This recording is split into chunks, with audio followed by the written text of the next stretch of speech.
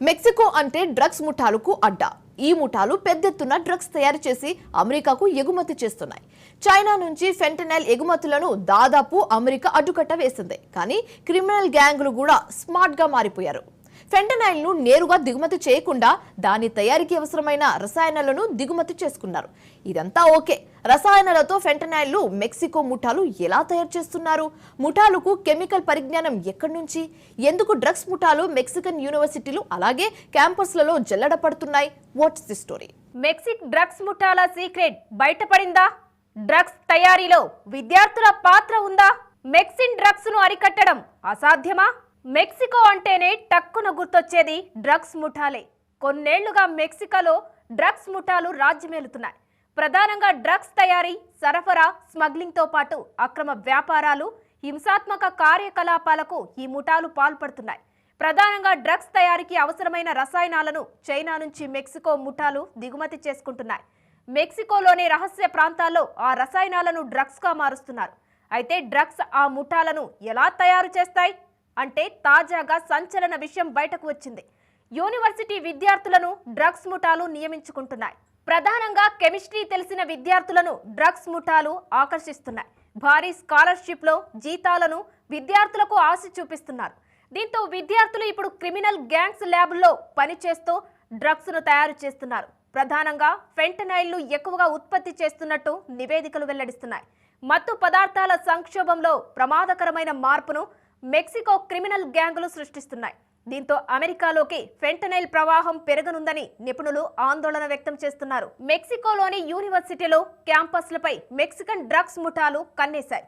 Advanced chemistry skills ఉన్న విద్యార్థులు ఎవరు అంటూ ఆరా తీస్తున్నాయి. ఫెంటనైల్ ను ఉత్పత్తి చేసేందుకు ఈ విద్యార్థులను ఈ గ్యాంగులు నియమించుకుంటున్నాయి. ఇది వరకు నేరుగా ఫెంటనైల్ ను డ్రగ్స్ ముఠాలు దిగుమతి చేసుకునేవి. కానీ ఇటీవల ఈ డ్రగ్ పై నిఘా పెరగడంతో మెక్సికో ముఠాలు రూట్ మార్చాయి. ఇప్పుడు ఫెంటనైల్ తయారీకి అవసరమైన రసాయనాలను మాత్రమే దిగుమతి చేసుకుంటున్నాయి.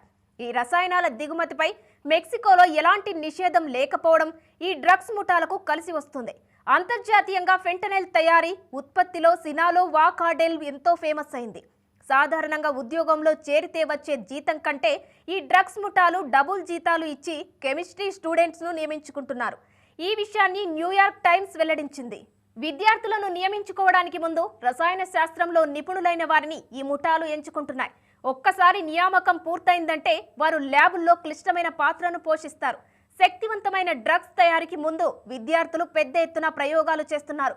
ఆ తర్వాత పెద్ద ఎత్తున ఫెంటనైల్ ఉత్పత్తి చేస్తున్నారు. అందుకు రసాయనాలను భారీగా సంశ్లేషణ చేస్తున్నారు.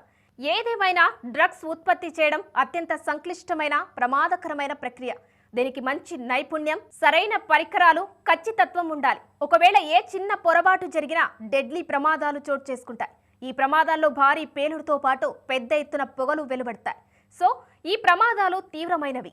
ఇలాంటి వాటికి విద్యార్థులను నియమించుకోవడం చర్చనీయాంశంగా మారింది. డ్రగ్స్ ముఠాలు ఇచ్చే వేతనాలకు చాలా మంది పేద విద్యార్థులు మొగ్గు చూపుతున్నారు. ప్రమాదకరమైన పనులు చేసేందుకు సిద్ధపడుతున్నారు. మెక్సికోలోనే సినాలోవా రాష్ట్రంలో డ్రగ్స్ ముఠాలు ప్రమాద ఘంటికలను మోగిస్తున్నాయి.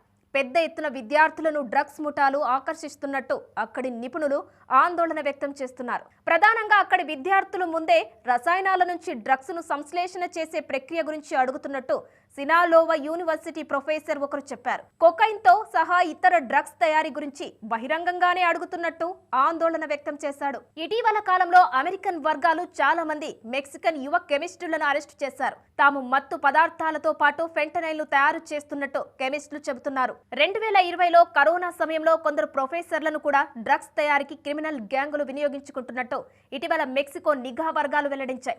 ఒకవేళ విద్యార్థులు ప్రొఫెసర్లను ఉపయోగించి డ్రగ్స్ తయారు చేయడం నిజమే అయితే అది ప్రమాదకర పరిణామమని అమెరికా ఆందోళన వ్యక్తం చేస్తుంది. చీప్ గా ఫెంటనైల్ తయారు చేయడంతో డెడ్లీగా సరఫరా చేసే ప్రమాదం ఉందని అమెరికా చెబుతోంది. అంతేకాదు ఫెంటనైల్ ను అడ్డుకోవడానికి తాము చేస్తున్న ప్రయత్నాలు కూడా విఫలమయ్యే ప్రమాదం ఉందని అగ్రదేశం వార్నింగ్ ఇచ్చింది. ఈ మత్తు పదార్థాలను తాము అడ్డుకుంటామని క్రిమినల్ గ్యాంగులకు కూడా తెలుసని అమెరికాకు చెందిన bureau of international narcotics law enforcement affairs assistant secretary Todd Robinson తెలిపారు. తాము పెద్ద ఎత్తున డ్రగ్స్ ను పట్టుకొని ట్రాఫికర్లను అరెస్టు చేస్తున్నట్లు వెల్లడించారు.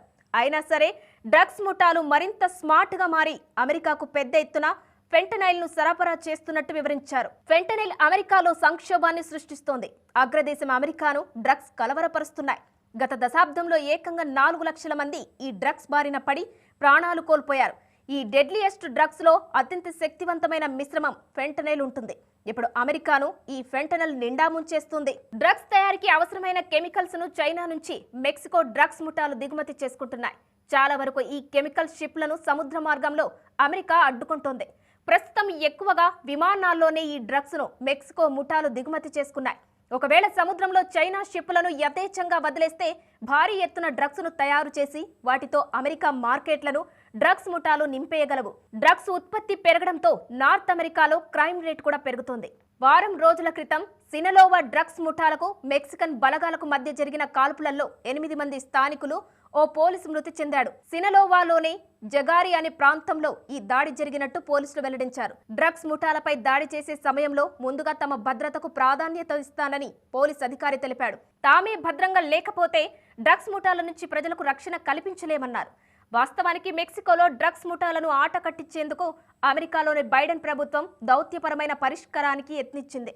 అయితే కొత్త అధ్యక్షుడిగా ఎన్నికైన ట్రంప్ మాత్రం అందుకు విరుద్ధంగా వ్యవహరిస్తున్నారు. మెక్సికోలోని డ్రగ్స్ ముఠాలపై అక్కడి ప్రభుత్వం చర్యలు తీసుకోవాలని ట్రంప్ డిమాండ్ చేస్తున్నారు. లేదంటే మిలిటరీ జోక్యంతో పాటుగా భారీగా ఆంక్షలు తప్పవని ట్రంప్ పొరుగు దేశాన్ని హెచ్చరించాడు. దీనిపై మెక్సికో అధ్యక్షురాలు క్లౌడియా షెయిన్బామ్ స్పందించారు. ఆసియా నుంచి వచ్చే మత్తు పదార్థాల షిప్మెంట్లను అడ్డుకునేందుకు అంతర్జాతీయ సహకారం అవసరమన్నారు. క్రిమినల్ గ్యాంగులు మాత్రం ఎవరు ఎన్ని చర్యలు తీసుకున్నా మరిన్ని ప్రమాదకరమైన మార్గాలను అనుసరిస్తున్నారు. ట్రైన్డ్ కెమిస్ట్లను నియమించుకొని పెద్ద ఎత్తున ఫెంటనైల్ ను ఉత్పత్తి చేసి అమెరికాకు దొడ్డిదారిలో ఎగుమతి చేస్తున్నారు.